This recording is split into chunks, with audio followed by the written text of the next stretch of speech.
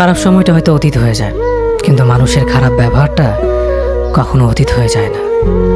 শুধু নিজে থেকে কথা বলা বন্ধ করে দেখো, দেখবে অনেক আপনজন বড় হয়ে যাবে। আসলে কেউ আপন হয় না। যারা তোমার ক্ষতি চায় তাদের আঘাত করবে না, তাদের সামনে একটু হাসি মুখে বাঁচবে। দেখবে তুমি আঘাত করলে যা কষ্ট পেত, ওরা তার থেকেও বেশি কষ্ট পাবে। যত মিশবে ততই মানুষ চিনবে, অভিনয় যে কত প্রকার হয় তা বুঝতে পারবে। সবাইকে তোমার সত্যতা জানানোর দরকার নেই, যে যা ভাবে তা নিয়ে সমালোচনা করতে দাও।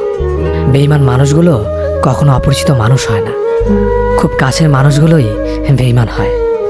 মানুষ চেনা শুরু করলে এমনিতেই বন্ধুর সংখ্যা কমে যাবে, এটাই বাস্তব। 3টি কথা মনে রাখবেন: যে তোমাকে সাহায্য করে তাকে কখনো ভুলে যেও না, যে তোমাকে ভালোবাসে তাকে কখনো ঘৃণা করো না, যে তোমাকে বিশ্বাস করে তাকে কখনো ঠকিও না। ধোঁকা একজনেই দেয়, কিন্তু বিশ্বাস সবার উপর থেকে উঠে যায়।